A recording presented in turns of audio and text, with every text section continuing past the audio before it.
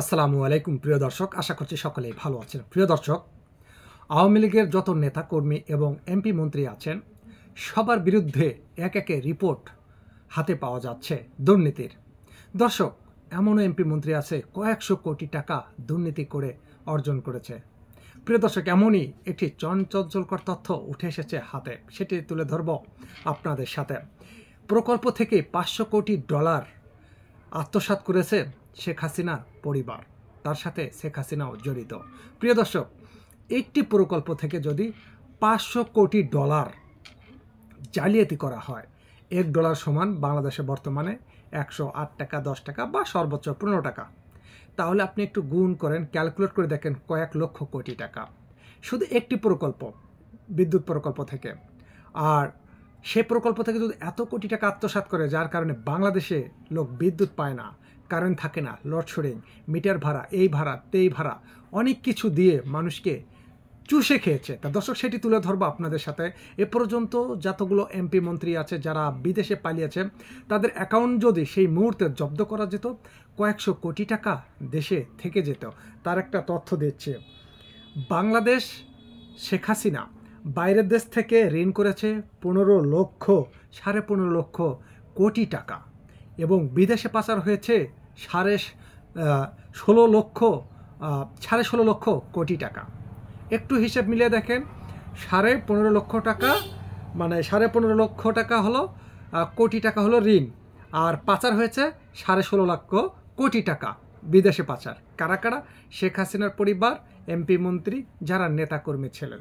তা দর্শক, এ হলো বাংলাদেশের বর্তমান অবস্থা। দেশে যদি আর কয়েক বছর থাকতো, বাংলাদেশটাও বিক্রি করে চলে যেত এবং আপনাদেরকেও, আপনাদের যে কিডনি আছে, রক্ত আছে, সব কিছু বিক্রি করে খেয়ে যেত। তা দর্শক, এখন গুরুত্বপূর্ণ একটি তথ্য তুলে ধরব, আর দেরি না করি। প্রতিবেদনে বলছে, দেশের সর্ববৃহত্তম ব্যয়বহুল প্রকল্প রূপপুর পারমাণবিক বিদ্যুৎ কেন্দ্র।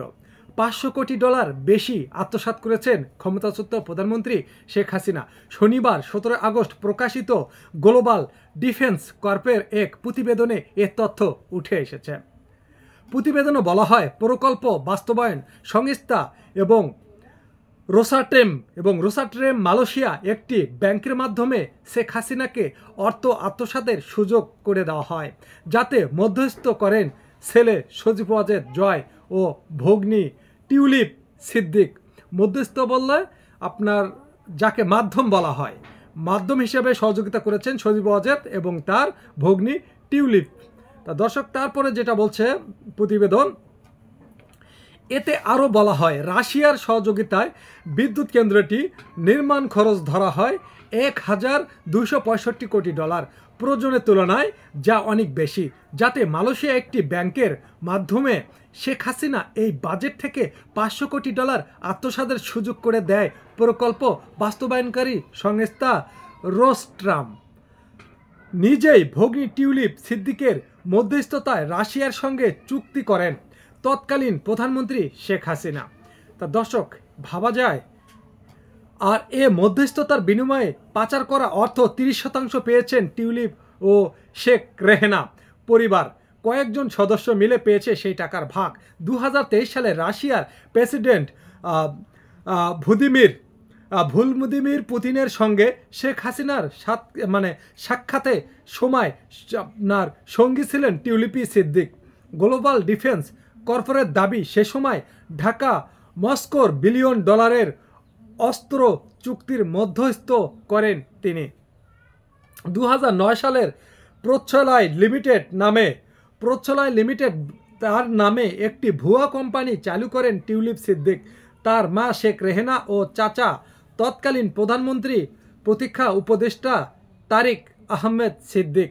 প্রিয় দর্শক, কি আর বলবো, একটি বিদ্যুৎ প্রকল্প, সেটা তো আপনারা শুনলেন, সেখান থেকে যদি $500 কোটি টাকারও বেশি আত্মসাৎ জালিয়াতি করে, তাহলে বাংলাদেশে আরও কত প্রকল্প আছে সে প্রকল্প থেকে, তাহলে একটু হিসেব নিকেশ করেন, ক্যালকুলেট করেন কত কোটি টাকা তারা আত্মসাৎ করেছেন।